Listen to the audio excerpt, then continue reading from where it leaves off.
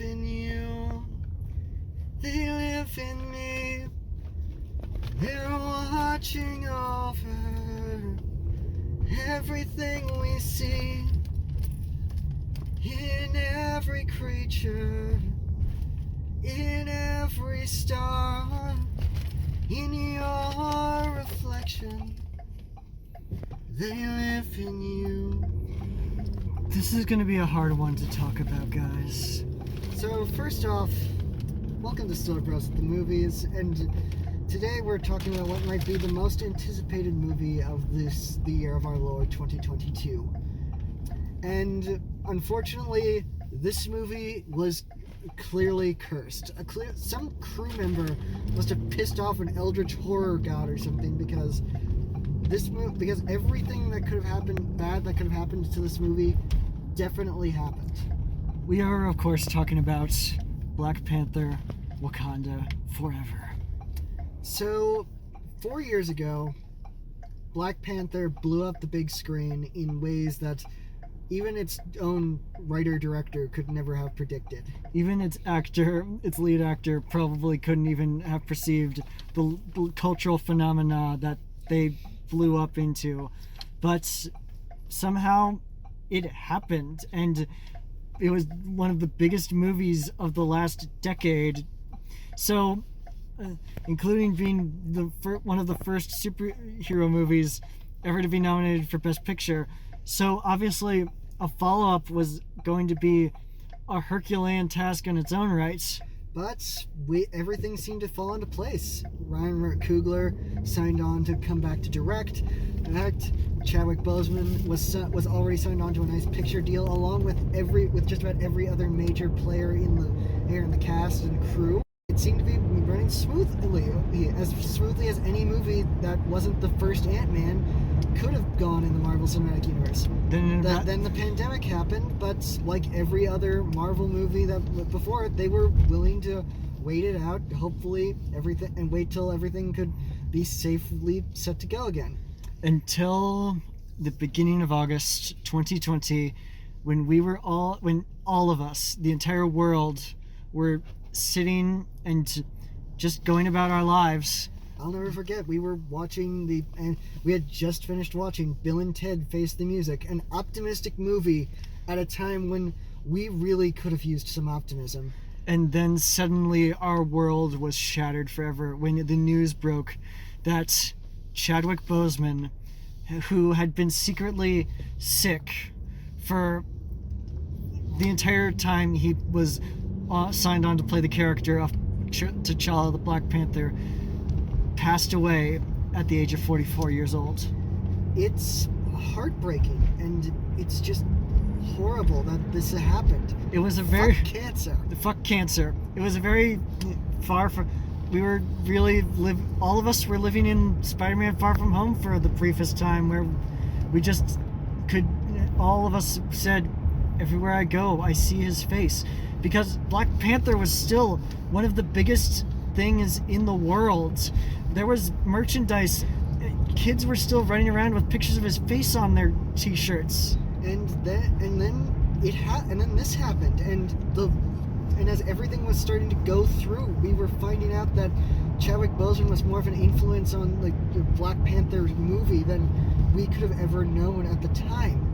The fact that he essentially wrote certain scenes in the pivotal scenes in the movie was just amazing. Showed how amazing of a talent and how sad it is that we lost him so soon. But life had to move on.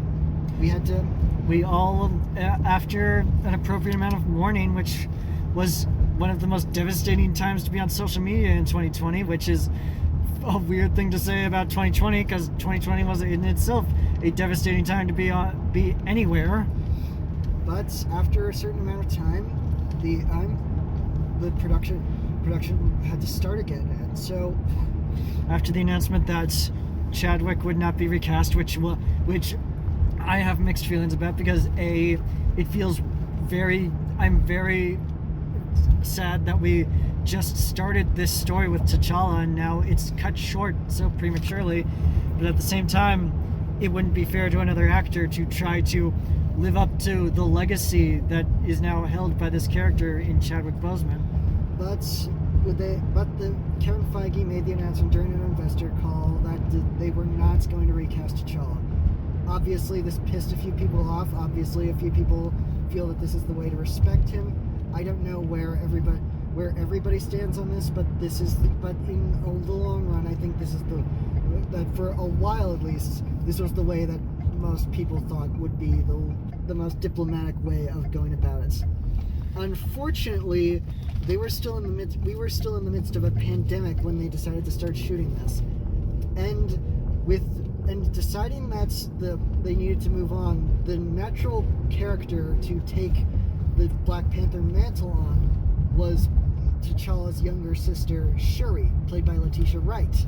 However, Letitia Wright on social media had a very unpleasant experience in which she retweeted an anti-vax video and seemed to imply very heavily that she was not going to be getting the COVID-19 vaccination, which, if you haven't gotten the COVID-19 vaccination, fuck you, you ruined everything for everyone.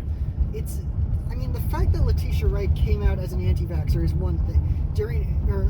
Especially during a time when we should not be tolerating anti-vax sentiments, but the fact that she came out as a crazy anti-vaxxer, as one of those people who's like, Satan is in these vaccines and things like that.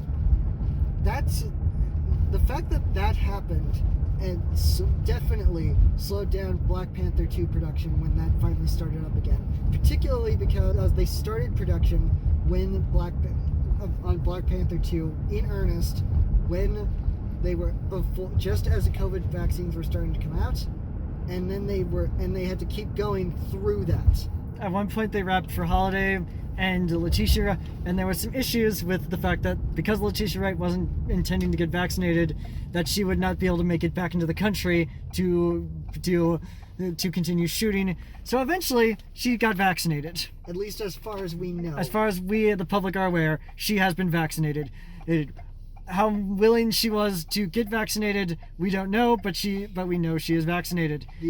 We will try to be able to overlook this because we're going to try to look at this objectively, because as always, we want to look at the art, not the artist. But we can assume that but also we can assume, because Letitia Wright's social media accounts are gone, that maybe she got some education. All I know is that I blame Russell Brand for this. Yeah, we can. I have to believe that this is at least partially his fault. While they were talking about stuff on Death on the Nile. Yeah, but anyway, then production began in earnest. Production was going well. Then Letitia got injured. At least 2 or 3 times there was we got reports of onset injuries from Letitia Wright. And then at some point after around the time they were finishing their scenes, another one of their actors passed away, which is unfortunate. It wasn't kind of fortunately for them. It was an actor who had finished working on her scenes, and but she was a returning actor from the original movie that unfortunately passed away. Hey. So they had that to deal with. But now, finally, we can talk about the actual movie, Black Panther 2. Wakanda Forever. Of course, this was probably going to be the name of the movie in the entire time, but Wakanda Forever is now a story where it's a story about the world now having to move on now that T'Challa is gone. It is a story about moving on after a devastating loss, and we have a amazing cast here lined up to do it. We have the return of Angela Bassett, Lupita Nyong'o, Denai Guerrera, of course, like we just said, Letitia Wright. But we also have and Winston Duke, of course. But we also have the introductions of two very big Marvel power players that are no doubt going to be huge in the coming phases. Tanuchi Huerta as the one and only Namor, aka the Submariner. And then because Shuri is getting a promotion to Black Panther, we need a new STEM girl to take over. Now, who can we get now that since Moon Girl is being turned into a Disney Channel cartoon instead? Got it. Riri Williams as Ironheart, played by Dominique Thorne, who is mostly known for If Beale Street Could Talk and Judas and the Black Messiah. And as for Chinuchi Huertas, we know he's much more established in his native Mexico, but most people here in America would probably know him from Narcos Mexico. So the biggest thing about our brand new cast members is that we have the successor to Iron Man, the person who started the MCU entirely, and then we have the MCU's long-awaited adaptation of one of the oldest Marvel comic characters to ever exist. Obviously, they've adjusted his entire origin a little bit. For instance, for starters, he is no longer Atlantean. He is from a underwater civilization based on Mayan culture called Talucan, which is basically a way of saying Marvel Atlantis. But since Aquaman already pretty much has a handle on the Atlantean stuff and stuff like that, they're like, well, let's do something different. And therefore, Ryan Coogler is basically upping the representation from the first movie. The first movie was very Africa-based, but in this particular case, now we have to add in Mayan culture, which I think it looks awesome. I'm very excited to see Namor hit the big screen. Namor and Ironheart are probably the two things that I am most excited to see in this movie in terms of just world building and bringing this whole thing further along. And the fact that Namor has been adapted have been adapted as well as he has, really says something about the MCU. Like, the MCU has gotten to a point where they're very aware that comic books are cartoony and fun and colorful and stuff like that. So it's not weird that when they decide to do 100% comics accurate costumes introduced into the MCU. And so it's not weird when the fish guy shows up with wings on his heels. Yeah, surprisingly looking pretty badass with little wings on your heals. It's amazing how badass something can be when you just do not care how ridiculous it can look. Yeah. And that's just amazing that we're doing this. We've got Namor in the MCU,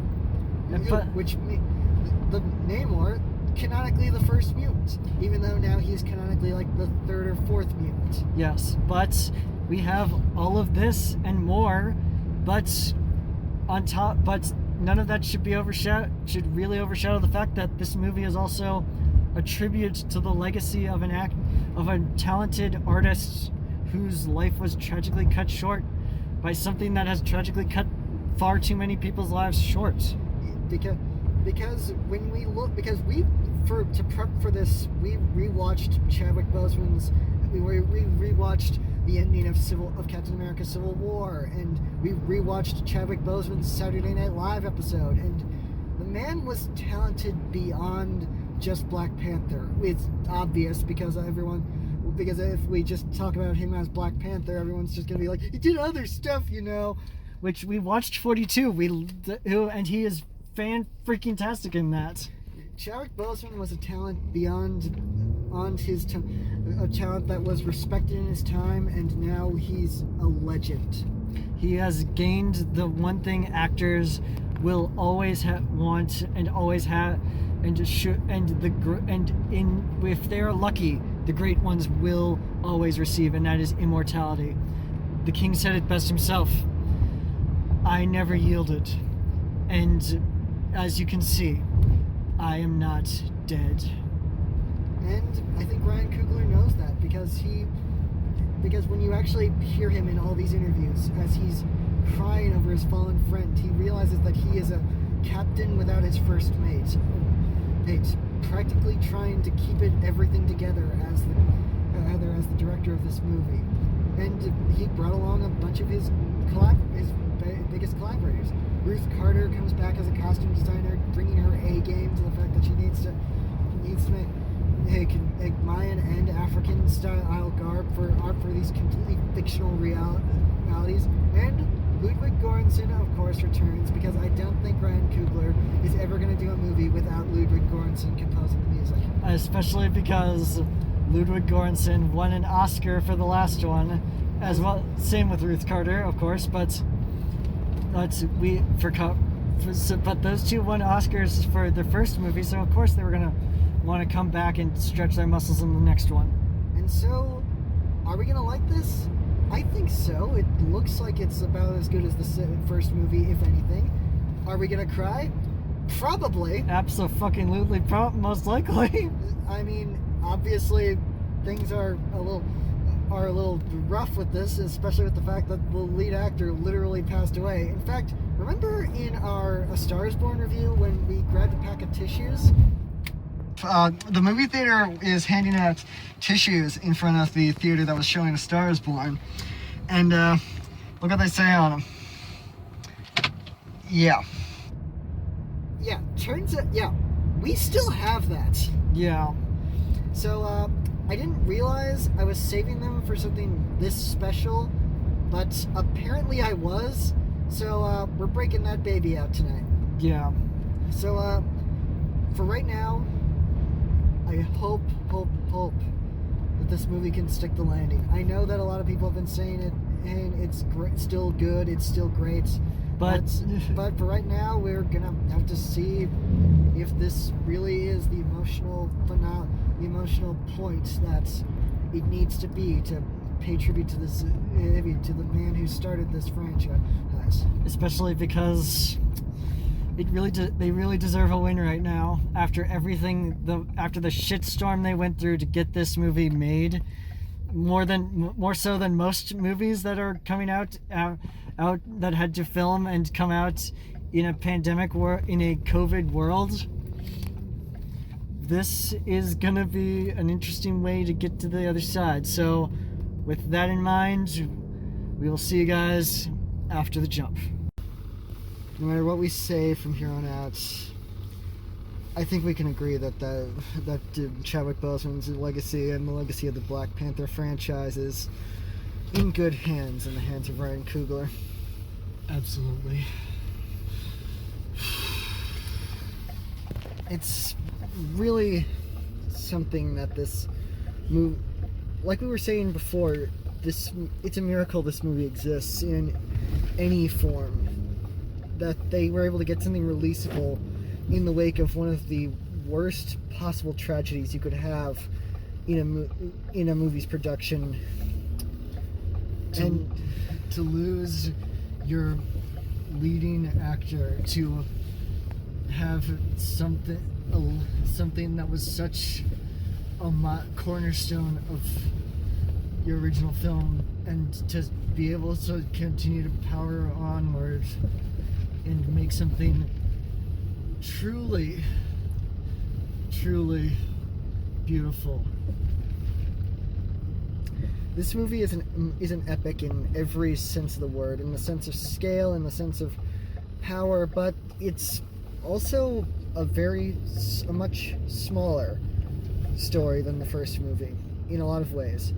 The first movie was very much focused on the world building. It was very much focused on Joe Robert Cole and Ryan Coogler attempting to create, basically from comic book pages and whole cloth, the world of Wakanda and have us live in it. And now that the world of Wakanda exists, and basically in pieces, him adding the world of Talokan and everything into it, the focus this time is very much on the characters.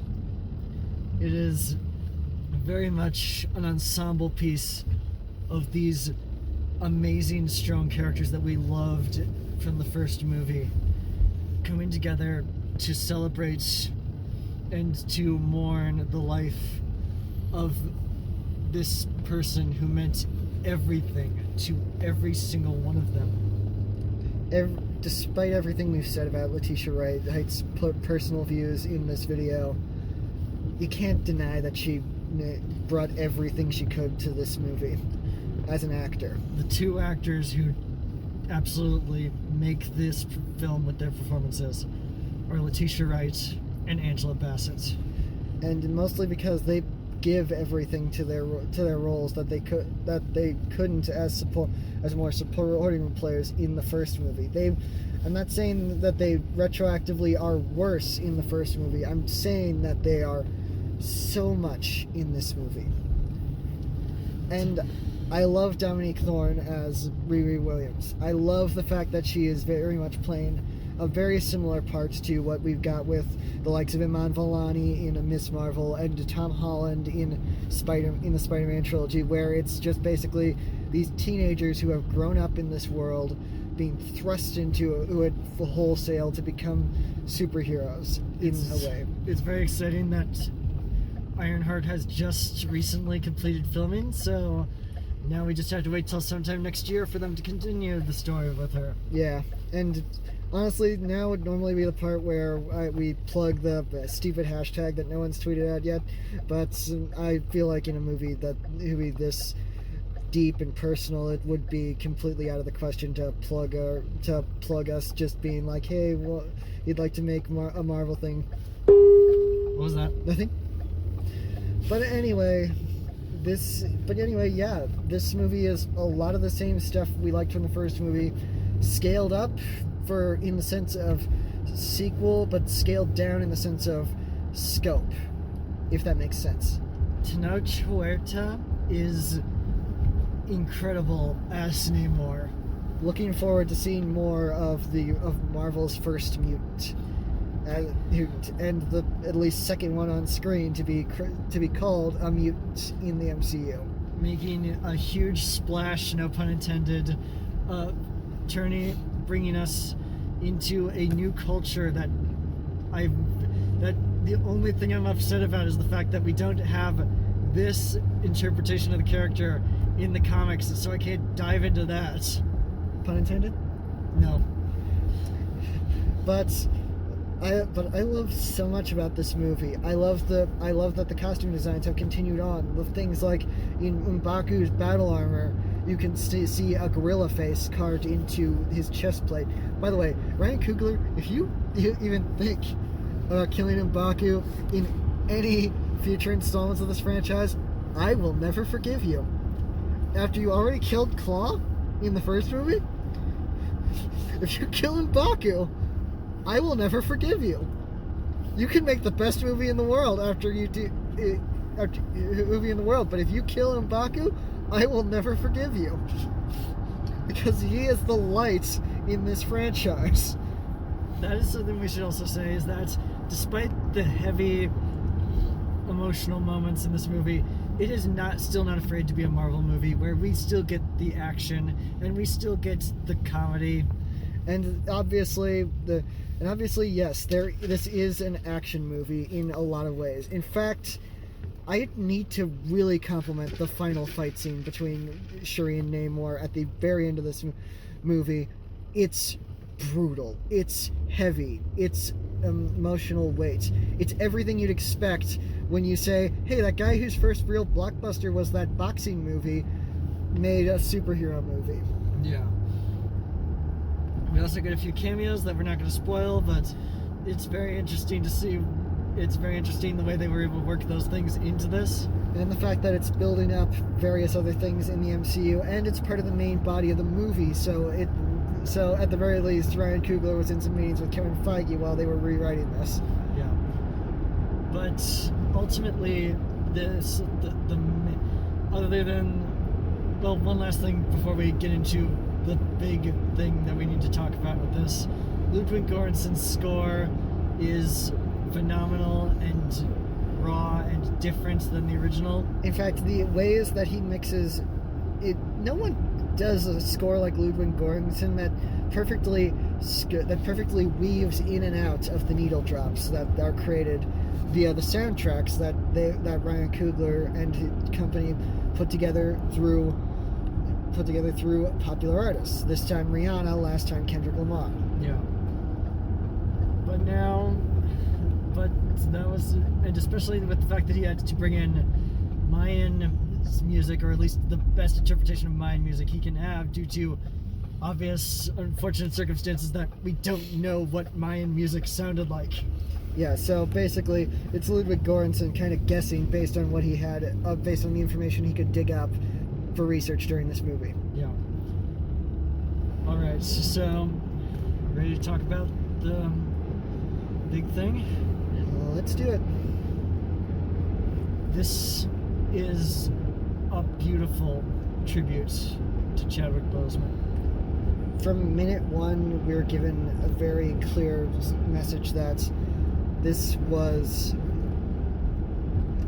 is very much a story about grief. It very much is a story coming from a very personal place for Ryan Coogler, and honestly, one of the thing that I love most about Shuri's arc in this movie is the fact that it is very much a coming back to God movie, but the God in question is science, is faith in science.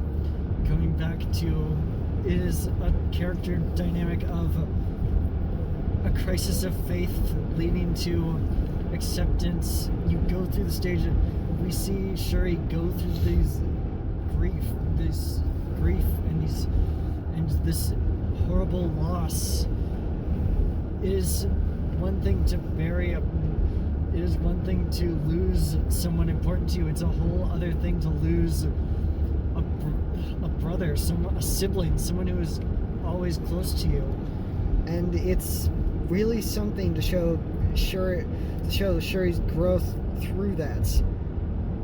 You can go after me if you feel like this is too much of a spoiler, but to see how deep Shuri goes into grief over the thought that she sits and she watches that she talks about how T'Challa in the movie was suffering in silence through his illness, and then by the time he finally told Shuri and she felt that she could do something, it was too late for her to do anything. And then she spends all this time just trying to figure out what to do next, trying to prove that she could have done something if she wanted to. That's rough, and it's raw, and it's real, and it's very much a moment where you look at the characters on screen and listen to the conversations they're having, and you wonder, are we watching characters on the screen, or are we watching these actors processing their actual grief of the loss of someone who was important to them from the start of all of this? I mean, I don't know where the Black Panther franchise is going from here. I know we've got the Wakanda series from Ryan Coogler. I know there's probably going to be a Black Panther 3 at some point if they want to. Hell, we might even get some stuff in Avengers Kang Dynasty, but that's a little ways, still amount of ways away. For right now, I think they've made something of a worthy tribute, and also something that could stand on its own as a push forward into the next phase of the Black Panther story. In fact, in a scene that I won't spoil, they even kind of reconcile the fact that T'Challa never got to finish his character arc. They continue to point out that T'Challa was on his way, but he was still a character with a major flaw that needed to be worked at. And while we'll never live in a universe where we got to see what happened next in that journey, the important thing is that the people who really care about this story will move this along to the next stages as they go. The best we can do is hope that Chad is looking down on this and he's smiling. And before we break down and bawl our eyes out again for the third time tonight, let's close it out. Wakanda Forever is a natural next step in the Black Panther story, and I don't know where we're going next, but I hope that wherever it is, it's going to be fantastic. Yeah. So be sure to like this video, subscribe to this channel, and don't forget to tune in next time when we go a little stranger. Bye.